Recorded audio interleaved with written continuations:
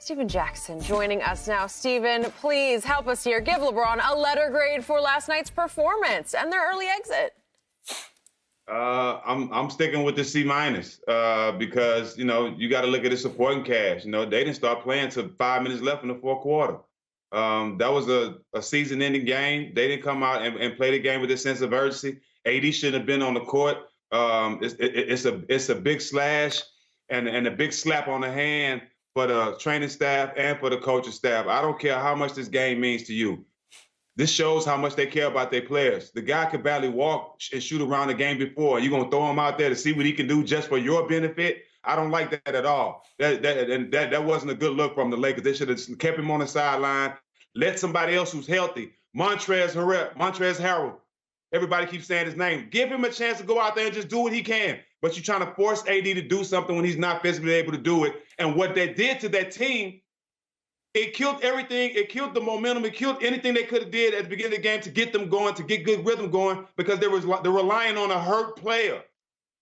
And it was all downhill from there. Not even though Booker had an unbelievable game with 47 points, he was unstoppable. But the way they started that game, relying on a hurt player, knowing he was hurt, that killed the morale of the team. And you've seen that's how the game played out.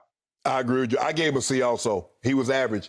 And in order for them to win this game and get to a game 7, he needed to be spectacular. He needed to be A++ stacked. And there was no, and last night, and like you said, you get down, you let Book go off for what he went off 22 in the first quarter. He outscored you by himself. You scored 14 points.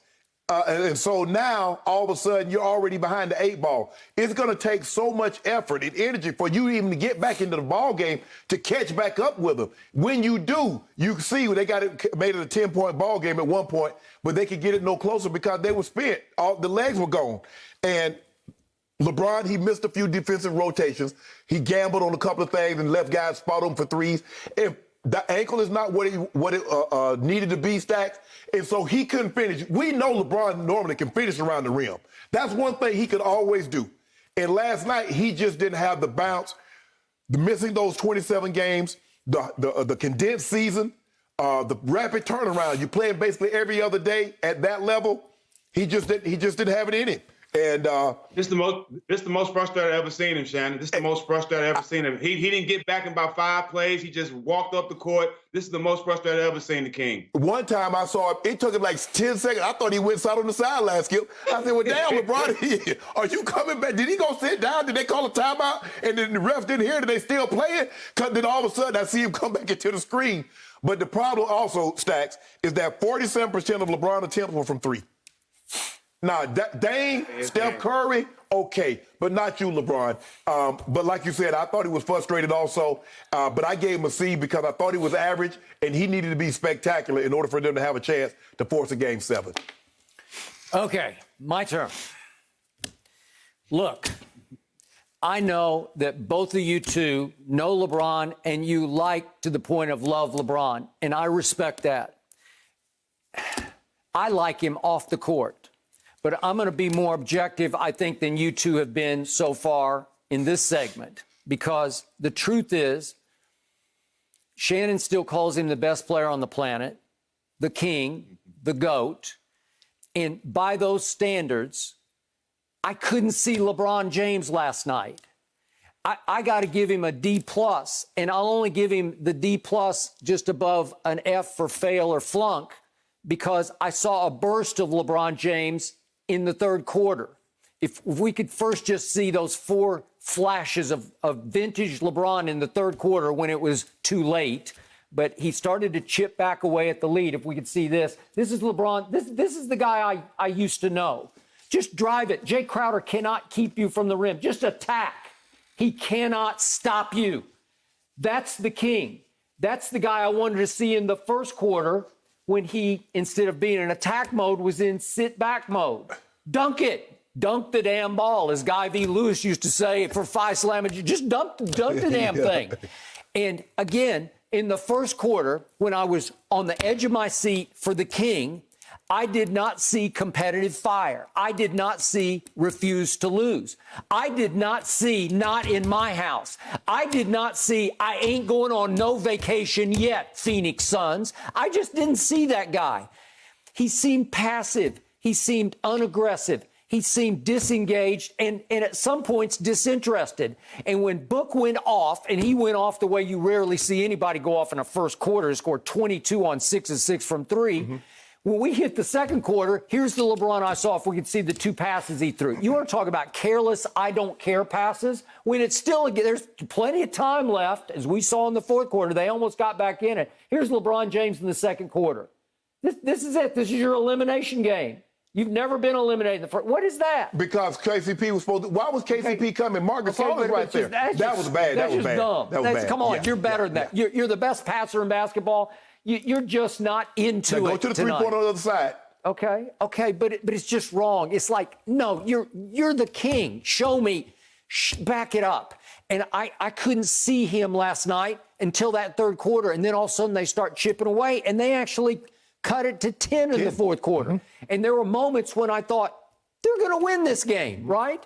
And if he had been more aggressive from the jump, I think they could have chipped away, because it's still the Phoenix Suns, and there's only one player on that team, Jay Crowder, I'll give you that, but 2 guys with some playoff experience, CP3 and Jay Crowder. LeBron James, in total, has played almost 40 more playoff games than the entire Phoenix roster, including Chris and Jay Crowder. Well, that's the guy I wanted to see. And again, ankle. I don't know. The ankle wasn't bothering him in the third quarter. That looked like LeBron. Stacks, you can attest to this. You've been on the court, and we saw this, Skip. You remember the shrug game? You saw how it took the life out of Portland? Yeah. So imagine what Booker. There's nothing. I mean, he's shooting 3, step back 3 in AD's face, corner 3s, bomb 3s. He's getting whatever he wants. Okay, remember, they were number 1 in defensive efficiency. The Los Angeles Lakers were. Where was that team? I don't know. That team hadn't showed up, but they couldn't score, Skip. Remember, 14 points. They couldn't score. That's what it was. Stack, you scored 14 points in a quarter, haven't you? I can score 14 right now. I scored 32 and a half against Dallas and won the first half. But this a few things with last night. We got to give Phoenix credit. Yes. They did a great job of shrinking the court. They did a great job of shrinking the court, and the Lakers had nobody that could make plays. LeBron did a great job when he was missing shots, went to the block and tried to post up. Nobody couldn't feed him the ball. Obviously, they didn't work on that. But then another thing, too, we got to stop expecting Kobe and Jordan to come out of LeBron. Let LeBron be LeBron. We haven't seen Kobe. We keep expecting Kobe and LeBron to come out, Kobe and Jordan to come out of LeBron. We're not going to see that. That's not who he is. LeBron. That's not who he is, but we keep expecting that, and that's why other people be getting let down. LeBron is LeBron. He's great, and he is who he is, but we keep expecting him to turn into Jordan and Kobe at certain times, and that's not going to happen. Okay, but I have seen him. Phoenix did a great job of shrinking the court. Phoenix did a great job. We're not giving Phoenix enough credit. Hey, there were times in his younger days, 48 at Detroit in, what was it, Game 5? We're all the way back to 2007. Let's give you 23. How about 45 in Game 6, the potential closeout game at Boston in 2012? Yeah. I know it's a long time ago, but you say, don't expect Kobe or Joe. I saw it that night. He 26, right? 27. Okay, I got it. So let me go back to Steven then. What percent of LeBron is left? Like, if you go LeBron at his greatest, what percent is he right now of the greatest of LeBron? Is he 80%, 75, 50? I would say this year, well, right now he's about 80%. I mean, that's a lot of basketball been played in the last 12, 14 months, man. There's a lot of basketball been played by these guys. You know what I mean? And one thing about it, when David Robinson went down in 2003, when our other star went down in 2003, when Tim Duncan needed David Robinson and we still won the championship, Malik Rose stepped up. Yeah. But one thing about it, Pop kept Malik in the right frame of mind all year because he knew it was a possibility that Dave would go down because of his age. You know AD is injury prone. So you got to keep his backup happy. And everything is coming back to haunt them. This is karma from the way they treated Montrez, from the way they handled things. You know what I'm saying? This is all karma coming back to haunt them. I know the play you're talking about, how they feed the post. LeBron James is on the block. Now he's telling the guy, okay, throw it to the top of the key. He's telling Kuzma gonna get the ball at the top of the key. Once the guy, because LeBron is gonna seal it.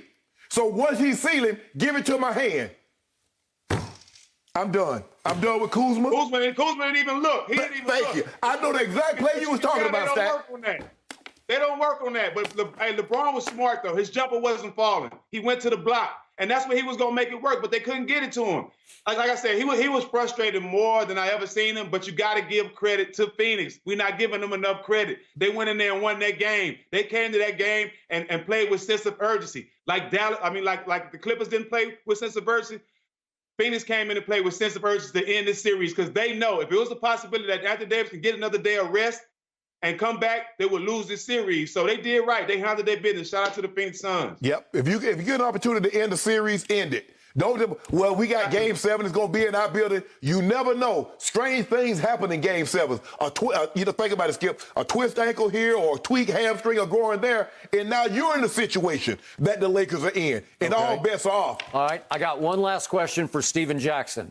Did you see from the tip-off a sense of urgency from LeBron James? I'm not just going to single him out like that. I didn't see a sense of urgency from nobody on their team. Not one person. Nope. And you know what? LeBron is great, but he don't win games without his team. I'm sorry, he just don't. He's always had another player. He's always had help. The team did not show up. I mean, what did Schroeder do again? I love Schroeder as a player, but you asking for $100 million, you got to show up in these games. People don't like the truth. Sound like hate to people who hate the truth, and that's just the truth. Marc Gasol, you want to start Marc Gasol? Well, he start did. Marc Gasol. Okay, what did he give you? In 17 minutes, he gave you 0 points. At least Drum's going to give you double-digit rebounds in the same amount of time. How did they start? What did they do at the start of the game? What did Phoenix do?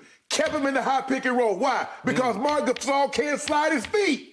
What did I tell you all along? Maybe Vogel was listening to me. Put the big penguin on ice. He didn't even play. Yeah, that's okay. Big Penguin, we're going to talk about that. Big Penguin coming back. Okay. I love him in this.